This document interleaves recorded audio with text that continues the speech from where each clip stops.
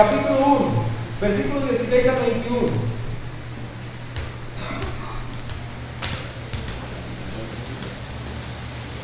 ¿Quién habla aquí? Pedro. ¿Quién es Pedro? Uno de los apóstoles. Pero no solo uno de los apóstoles, un testigo presencial, como dice el título de esa porción. Un testigo presencial que estuvo ahí y él nos va a contar lo que él vio. Vamos a ver si fue lo que él vio. Leo para ustedes 2 Pedro 1, 16 a 21. Porque no os hemos dado a conocer el poder y la venida de nuestro Señor Jesucristo siguiendo fábulas artificiosas, sino como habiendo visto con nuestros propios ojos su majestad. Porque cuando él recibió de Dios Padre honra y gloria, le fue enviada desde la magnífica gloria una voz que decía: este es mi Hijo amado, en el cual tengo complacencia. Y nosotros oímos esta voz enviada del cielo cuando estábamos con él en el Monte Santo. Tenemos también la palabra profética más segura, a la cual hacéis bien en estar atentos, como una antorcha que alumbra en lugar oscuro, hasta que el día esclarezca y el lucero de la mañana salga en vuestros corazones. Entendiendo primero esto, que ninguna profecía de la Escritura es de interpretación privada, porque nunca la profecía fue traída por voluntad humana, sino que los santos hombres de Dios hablaron siendo inspirados por el Espíritu Santo. Tenemos una profecía segura. La palabra de Dios es segura. Y aquí hay un testigo presencial. Alguien que estuvo allí. Que en la transfiguración, cuando el Señor pidió a algunos de sus apóstoles, dijo: vamos conmigo a orar. Ellos fueron a orar. Y mientras lo hacían, una nube cubrió a los asistentes al monte en esa oración. Y el Señor se transfiguró. Sus vestidos se transformaron. Y ellos le pudieron ver una visión celestial de la gloria del Señor. Allí también asistían Elías y estaba Moisés. Recordará usted la historia. Pedro se puso loco y dijo: hagamos 3 enramadas. Era para poder dormir una enramada. ¿Qué le va a interesar a Elías y a Moisés quedarse a dormir? Pero él decía lo que no entendía. Estaba sumamente asombrado. Y de esa nube vino una voz que dijo: este es mi Hijo amado. Y este testigo presencial llamado Pedro, para que las futuras generaciones creyeran en el mensaje del Señor Jesucristo, dice: escribo, yo estuve ahí, yo vi su gloria, yo escuché la voz, sé lo que les digo, Él es el Hijo de Dios. Y por cierto, dice él, tenemos la palabra profética más segura y deberíamos prestarle atención a ella, que señalan hacia ese Cristo como el verdadero, el único Mesías, el que puede salvar a la humanidad. Navidad tiene que ver con eso. Testigos presenciales en todo el tejido bíblico, vemos en todos los tiempos, profecía tras profecía tras profecía, que nos hablan acerca de Cristo que venía por voluntad del Padre a morir por cada uno de los seres humanos. La profecía, por ejemplo, más segura en cuanto al nacimiento. Tenemos la profecía más segura en cuanto al nacimiento. ¿De quién? Del Señor Jesús. Vaya a Génesis, capítulo 3. Estos versículos son muy importantes. Márquenlos en su Biblia, si usted no los ha marcado todavía. Vamos a hablar dónde dice la Biblia que habría de venir un Salvador. ¿Dónde dice la Biblia eso? Entonces aprovechen y marquen. Génesis 3:15 es la profecía más segura en cuanto al nacimiento. Lo primero que la Biblia nos dice es que el Salvador habría de venir de la descendencia de la mujer. Génesis 3:15. Y pondré enemistad entre ti y la mujer, le está hablando la serpiente, y entre tu simiente y la simiente suya, su descendencia posterior. Esta te herirá en la cabeza y tú le herirás en el calcañar. Es una profecía dada por Dios después de los eventos acontecidos en el Génesis referidos a la desobediencia del ser humano. ¿Pero qué significa todo eso, pastor? Significa que un día De una mujer habría de venir el Cristo. Por eso es que el nacimiento de Cristo es de una mujer virgen, en cumplimiento a esta profecía. No había participación de varón ahí. Cuando la Biblia dice, esta te herirá en la cabeza, se refiere a la simiente, se refiere a la descendencia. ¿Quién es esta? En este caso, Cristo, que habría de golpear la cabeza en un golpe mortal a la serpiente.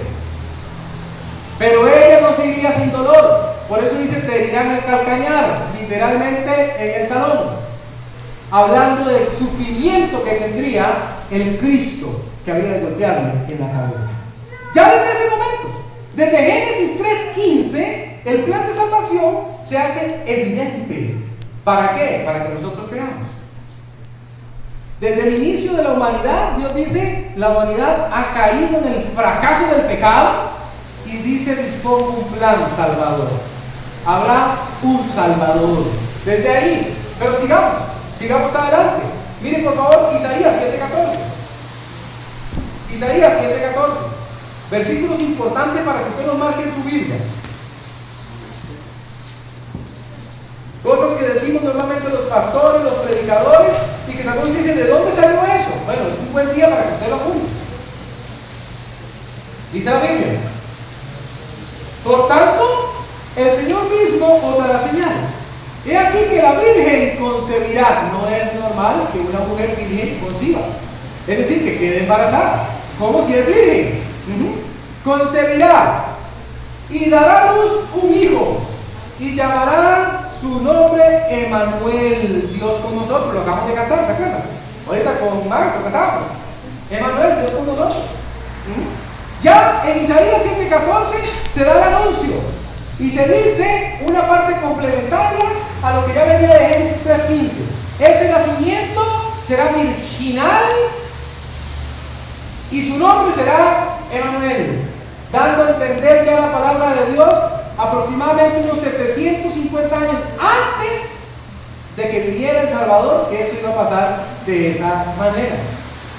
Gálatas 4:4 y 5. Estamos sustentando con la palabra de Dios que el Cristo, en nuestro Señor, fue profetizado. Ya se sabía. Gálatas 4:4 y 5. Dice la palabra de Dios: pero cuando vino el cumplimiento del tiempo, Dios tenía un tiempo, Dios envió a su Hijo, nacido de mujer y nacido bajo la ley, con un propósito, para que redimiese a los que estaban bajo la ley, a fin de que recibiésemos la adopción de hijos. ¿Por qué dicen los pastores que uno es un hijo de Dios? Aquí hay uno de los tantos versículos que lo sustentan. Dios en su plan dijo: no va a morir cualquiera, voy a enviar a mi propio Hijo, que es parte de la Trinidad Divina. Él se encarnará, tendrá la vida que tiene un ser humano común y corriente, pero con la excepción de que nunca pecará.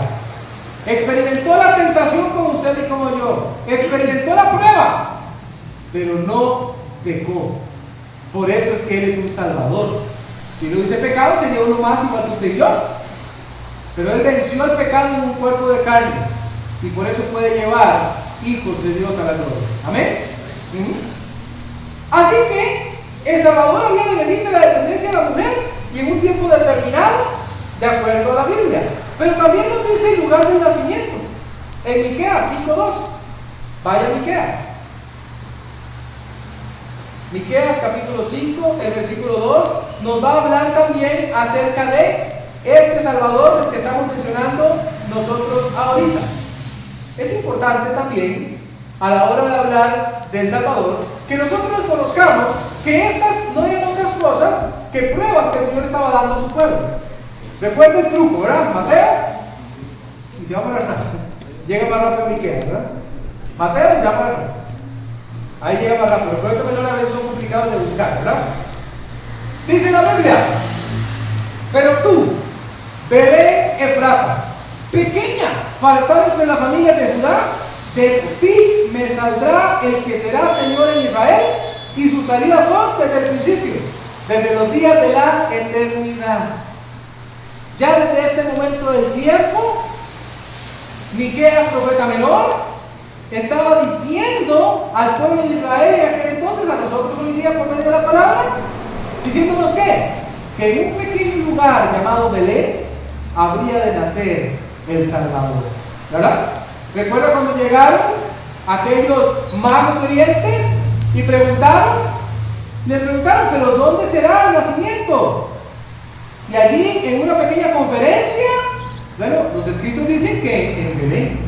Herodes estaba muy interesado, ¿verdad?, en dónde era el evento. Quería mandarle a matar, porque se asustó cuando le dijeron: el rey ha nacido. ¡Wow! Imagínese usted. Tan asustado estaba que pidió matar a todos los que estaban en el rango de edad, que es más o menos calculado. Pero ya nuestro Dios lo había mandado a Egipto, a nuestro Señor Jesucristo, para preservarlo, porque Él sería el Salvador del mundo. Mateo 2:1. Ahí está el cumplimiento de esta profecía, quiero que lo vean. Un profeta dijo: será en Belén, antes de que pasara, obviamente. Ese es el chiste de los profetas, ¿verdad? Que digan las cosas antes de que pasen y que pasen, ¿verdad? Mateo 2:1 dice: cuando Jesús nació en Belén de Judea, el día del rey Herodes, vinieron del oriente a Jerusalén unos magos, Él nació en Belén. La Biblia dice: nacerá en Belén. La Biblia registra: hubo un Salvador llamado Jesús, el Salvador del mundo, que nació en Belén. Se cumple. Mire, si hay algo que usted puede estar seguro, que usted puede estar segura, es que la Biblia siempre va a cumplir lo que dice. Si la Biblia dice que si usted muere sin Cristo irá a una condenación eterna, póngale sello que así será. Si la Biblia dice que hay infierno, póngale sello que así será. Si la Biblia dice que hay juicio y que hay condenación, póngale sello que así será. Usted dirá: ¿por qué dice eso, pastor? Porque no hay promesa que Él haya hecho que lo haya cumplido. ¿Qué nos haría pensar que va a cambiar? El Dios de la Biblia cumple lo que promete. Si Él dice que hará algo, lo hará. Y aquí lo estamos corroborando ahorita en algunas profecías de El Salvador. Por cierto, una pequeña lección práctica. Denme chance para darle una pequeña lección práctica. Belén era una ciudad pequeña, insignificante, pero se volvió la ciudad más importante porque allí nació el Salvador. ¿Se ha fijado usted en la Biblia que a nuestro Dios le encanta usar pequeñas cosas para dar grandes lecciones? ¿Se ha fijado en eso? Dio el privilegio a aquellos dos abuelitos de conocer al Señor Jesucristo cuando lo fueron a presentar. ¿Se acuerda de Ana? ¿Sí? Ellos estaban ahí esperando y llegaron y les dio ese privilegio. No se lo dio a los grandes, ¿verdad? Utilizó a una insignificante jovencita llamada María para traer a su hijo a este mundo. Dios se complace haciendo eso. Entonces, ¿por qué le digo esto? Porque tal vez usted a veces dice al Señor: ay, Dios, es que yo no tengo nada para darle a usted.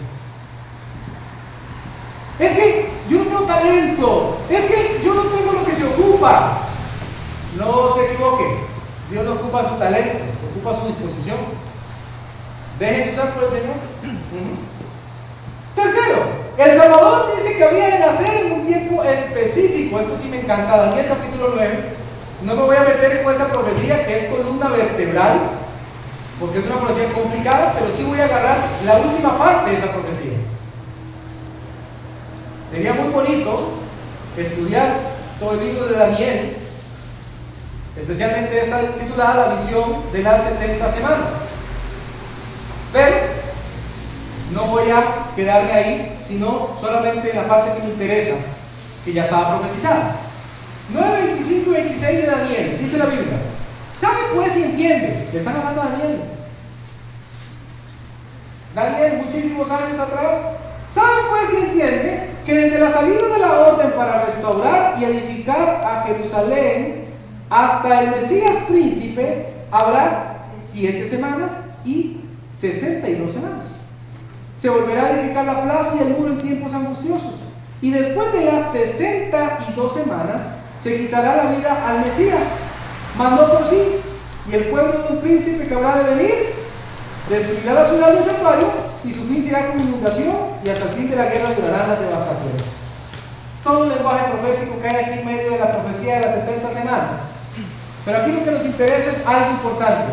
Desde la salida para la reconstrucción de Jerusalén con el rey Ciro hasta el momento del Mesías príncipe, sin que faltara un solo segundo, se cumplieron las semanas profetizadas, de tal manera que quedaron 69 semanas, nos falta una, que es la semana de la tribulación y gran tribulación.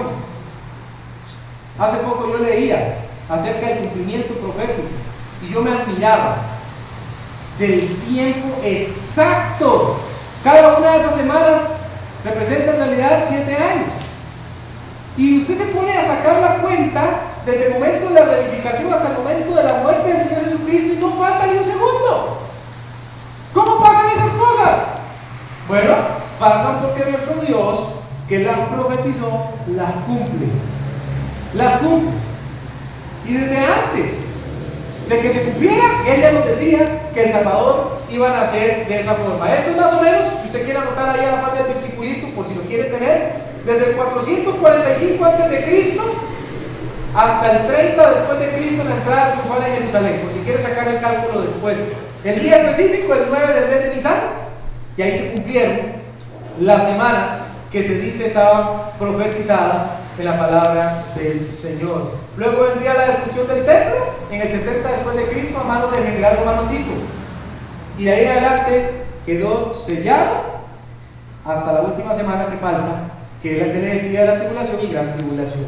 Pero bueno, ese no es el asunto hoy día. El asunto es que usted pueda ver cómo desde el tiempo antiguo ya se había marcado una fecha y se cumplió tal cual. Miren Marcos, vaya por favor, perdón, Lucas, vaya a Lucas, capítulo 2, versículo 1 y 2. Lucas 2, 1 y 2. Estas cosas las estamos estudiando el día de hoy en la enseñanza titulada La profecía más segura. Tenemos una profecía segura. Lucas 2, 1 y 2.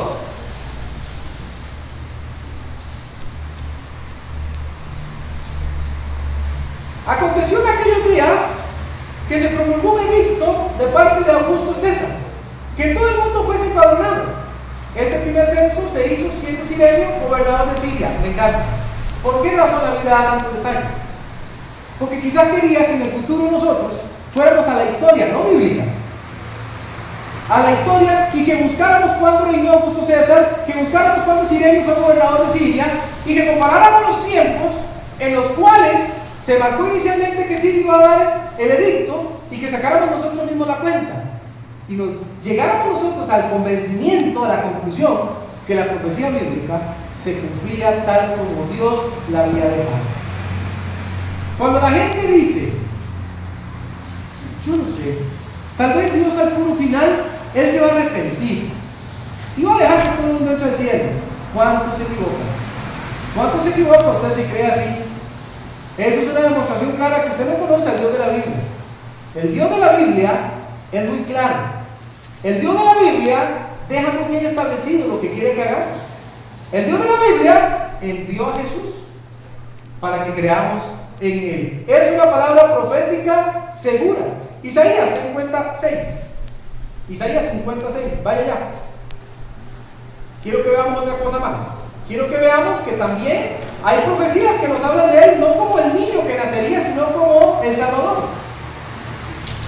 que moriría.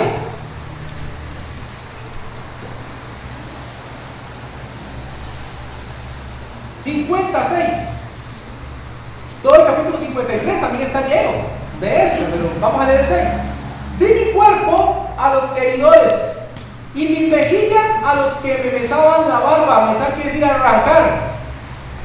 No escondí mi rostro de injurias y de esputos, de escupas, saliva y más. ¿Por qué dice la Biblia esto? ¿De quién habla? No tenemos registro de que haya pasado eso a Isaías. Evidentemente habla de alguien más. Está hablando del Salvador del mundo. Está hablando de Jesús. Está hablando que un día el Hijo de Dios vendría a esta tierra y le harían estas cosas. Sufriría una muerte atroz, terrible.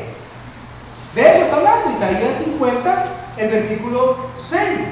Y Marcos 14:65, ¿qué dice? Veamos a Marcos 14:65.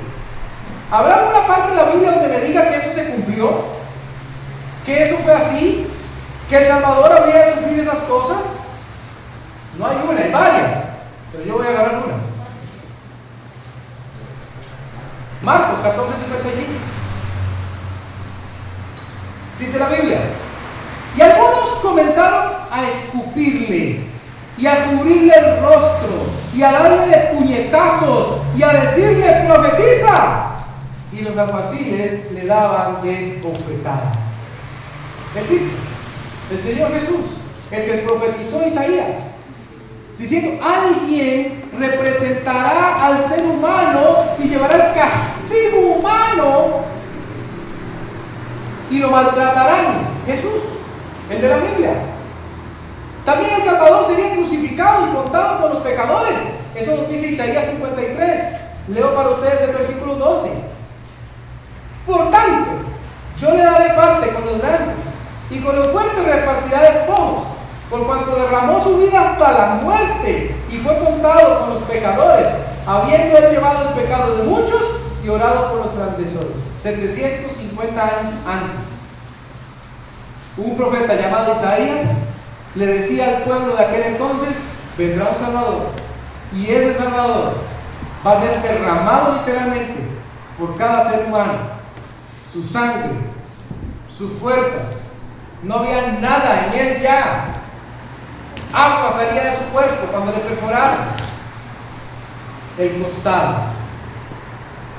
Y Mateo, capítulo 27, versículo 38, ya que está cerca de usted, Mateo 27, 38, nos dice que eso pasó. Que en efecto, lo que dijo Isaías 750 años antes, se cumplió, porque el Señor cumple. Tenemos la profecía profética más segura.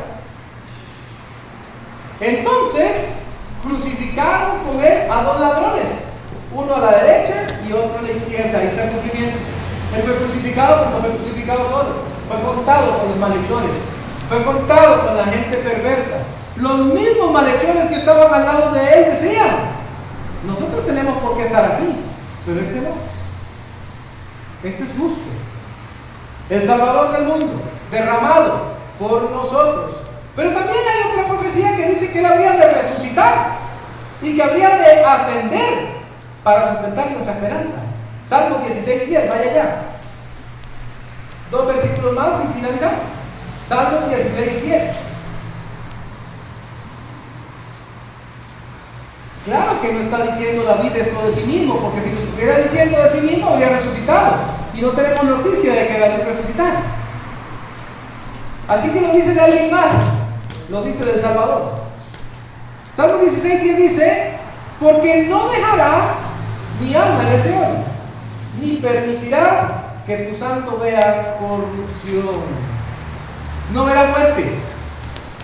La muerte no se enseñoreará de él. No se corromperá su cuerpo como suele ocurrir con cualquier cuerpo humano después de que es sepultado. A eso se refiere Salmo 16:10. Estaba profetizando desde el salmista que habría de resucitar el Salvador. Le he leído solo unos cuantos. Pasé de Génesis, brinqué a los profetas mayores, pasé por los profetas menores, luego me trasladé a la columna vertebral de la profecía, me fui a los libros poéticos, viajé al Nuevo Testamento, me metí en los evangelios, fui a algunas cartas paulinas. Todas coinciden en lo mismo: Cristo es el Salvador del mundo. ¿Cómo es posible que escritores que escribieron en tiempos diferentes, muy diferentes, en un lapso de unos 1600 años, más de 40 escritores, ¿cómo es que no se contradicen? ¿Cómo es que no dicen cosas diferentes? Porque es uno el hilo conductor, el del Espíritu Santo, que los inspiró para escribir estas cosas. Por eso tenemos la profecía más segura, a la cual hacemos bien, como dice Pedro, en ponerle atención. Póngale atención. ¿Atención para qué? Para ser salvo, si usted no lo es. Mateo 28, 8 y 9. Y con este cerramos. Aquí está la noticia de la resurrección. Mateo 28, 8 y 9. La mejor noticia, que el Cristo de la gloria está vivo. Está vivo hoy para salvarle a usted, para interceder por usted. Mateo 28, los versículos 8 y 9 dice: entonces ellas, saliendo del sepulcro con temor y gran gozo, fueron corriendo a dar las nuevas a sus discípulos. Y mientras iban a dar las nuevas a los discípulos, he aquí Jesús les salió al encuentro diciendo: ¡salve! Y ellas acercándose, abrazaron sus pies y le adoraron. Entonces Jesús les dijo: no temáis, id, dad las nuevas a mis hermanos para que vayan a Galilea y allí me verán. El Cristo, el mismo que fue crucificado, del que habla la profecía. Si usted ha puesto su fe en el Señor Jesús, le voy a dar una señal de que ya lo hizo. Usted cambió, su vida cambió. Si usted dice: yo no he cambiado, pastor, yo tengo una vida miserable, como la de la lección, de la primera lección, la historia introductoria, mi vida es terrible, pero tiene a Jesús y lo necesita. Y Él dice que todo aquel que viene a Él le da vida eterna.